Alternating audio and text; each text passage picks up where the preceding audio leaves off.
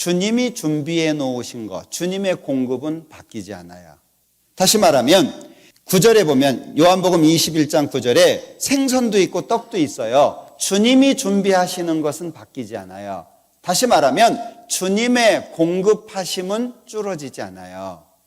문제는 내가 순종하고 준비하는 것이 자꾸 바뀐다는 거예요. 제가 최근에 고민하고 있는 문제가, 고민이라고 한다면 묵상입니다. 고민하고 있는 문제가 하나님의 신실하심은 바뀌지 않아요. 그죠? 하나님의 약속은 결코 움직여지지 않습니다. 근데 자꾸 내가 바뀌는 거예요. 신앙의 삶을 살다 보니까 자꾸 내가 바뀌어요. 애한테 어려운 일이 생기면 마음이 흔들리고, 집안에 어떤 어려운 일이 생기면 마음이 흔들리고, 뭔가 교회 일을 하는 데 있어서 잘 안 풀리는 게 있으면 이 마음이 내 쪽에서 자꾸 문제가 생기는 거예요.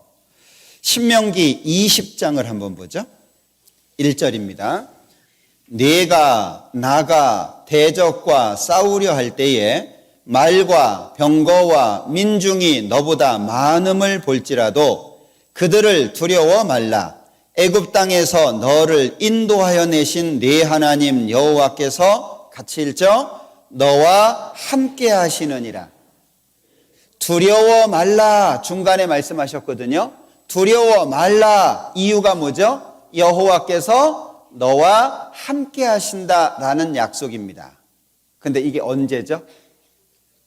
그냥 하나님께서 아무런 어려움이 없는데도 불구하고 두려워하지 말라고 하신 게 아니잖아요. 앞에 선행되는 게 뭐죠? 대적과 싸울 때예요. 대적하고 싸울 때 말이 더 많아요. 그리고 병거가 더 많아요. 그리고 군사가 더 많은 겁니다. 두려울 수밖에 없죠. 이스라엘 민족이 한 사람씩 정탐꾼을 뽑아서 12명을 보냈습니다. 40일 동안 정탐을 했어요. 돌아와서 12명이 이제 보고를 하게 되잖아요. 그 중에 10명이 뭐라 그러죠? 하나님의 말씀대로 너무 좋다. 그런데 그 성이 아주 높고 견고하더라. 그리고 그들은 장대한 민족이다. 그들이 우리를 보면 메뚜기 같았을 거다. 내가 봐도 그랬는데 그 악평을 듣고요. 이스라엘 민족이 밤새 울게 됩니다. 민수기 14장, 13장, 14장 잘 나와 있잖아요. 왜 많은 말씀을 가지고 있고 하나님이 보여주신 역사를 봤잖아요. 10가지의 재앙이 이집트에 내려지는 거 봤습니다. 홍해가 갈라지는 거 봤습니다. 광야 생활 가운데 놀라운 기적들을 봤어요. 더불어 하나님이 약속하셨습니다. 그런데도 불구하고 성이 높고 견고합니다. 그 민족이 장대한 민족이에요. 그걸 보고 악평을 하잖아요. 그 10명의 정탐꾼이 어디에 살고 있습니까? 내 속에 살고 있잖아요. 내 속에.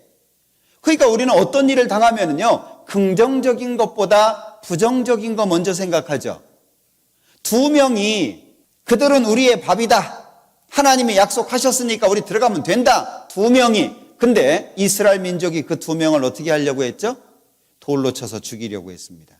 하나님의 영광이 나타나지 않았다면 그 2사람은 그날 죽었을 거예요.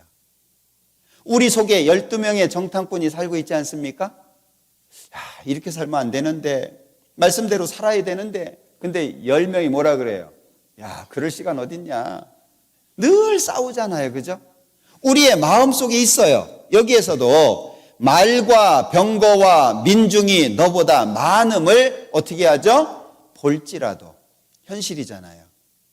그냥 교회 안에서 듣는 말씀이 아니라 삶 속에 경험되는 말씀이잖아요.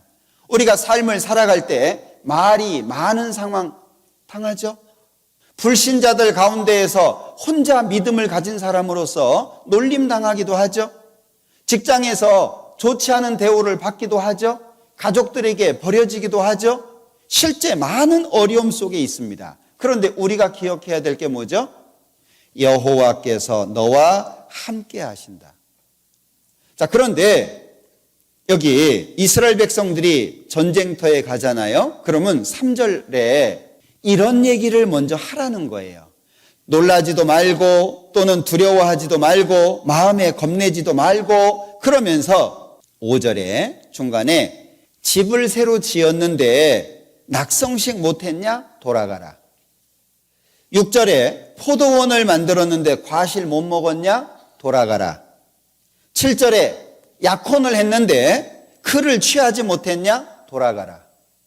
그리고 8절에 두려워서 마음에 겁나냐? 돌아가라. 다 돌아가게 하셨습니다. 이유가 뭐죠? 9절. 백성에게 이르기를 필요한 후에 이 앞에 있는 말씀을 다 말한 겁니다. 그런데 8절에 보면 중간입니다.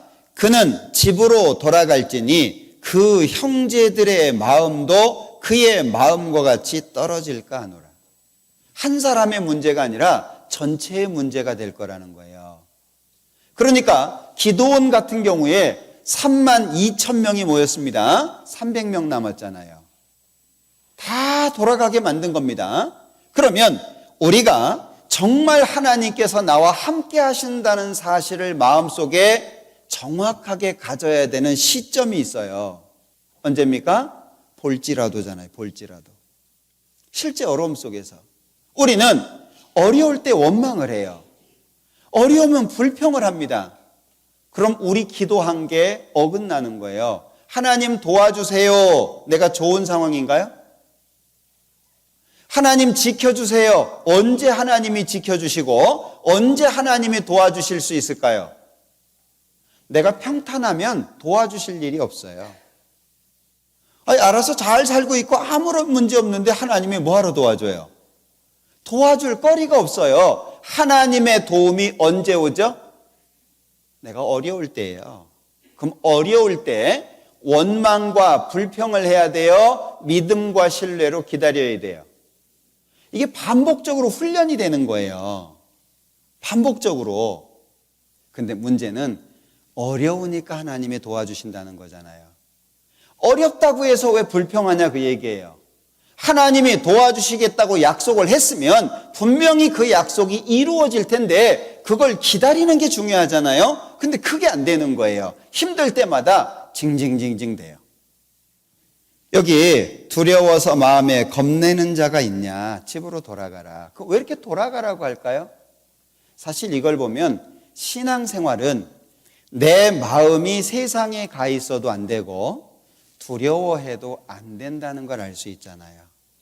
신앙생활이 하나님보다 더 좋은 게 있으면 신앙생활 안 돼요.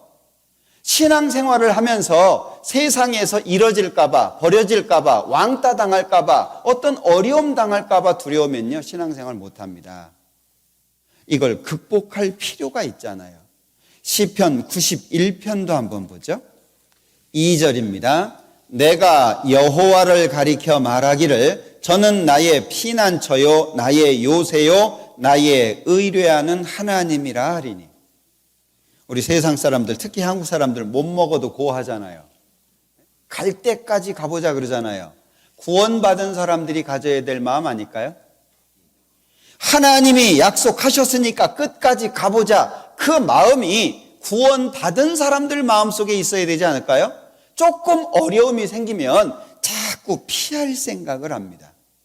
성경에는 분명히 지켜주시겠다고, 함께 하시겠다고, 나의 의로운 오른손으로 붙들어 주겠다고 약속을 하셨는데 그 약속이 어려움이라고 하는 상황 속에서 기억이 안 되는 거예요.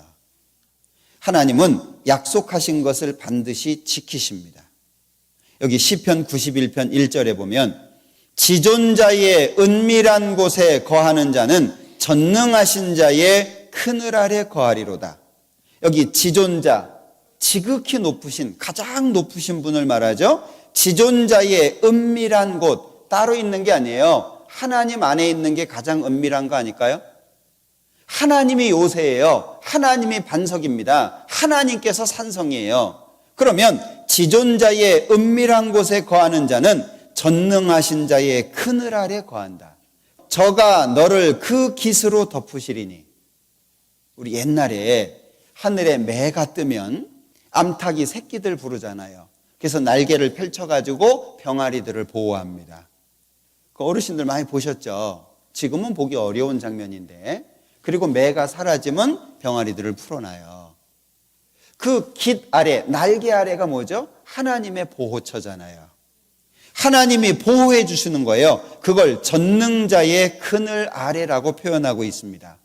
거기에 대해서 2절에 내가 하나님의 그 보호, 하나님의 그 은혜 가운데 있는데 2절에 내가 여호와를 가리켜 저는 나의 피난처요 나의 요새요 나의 의뢰하는 하나님이라 라고 하겠다 그 얘기예요. 그러면 하나님의 신뢰에 대해서 내가 반응하는 게 있죠. 하나님이 신뢰, 하나님이 주시는 신뢰가 있습니다. 하나님의 약속이 있어요.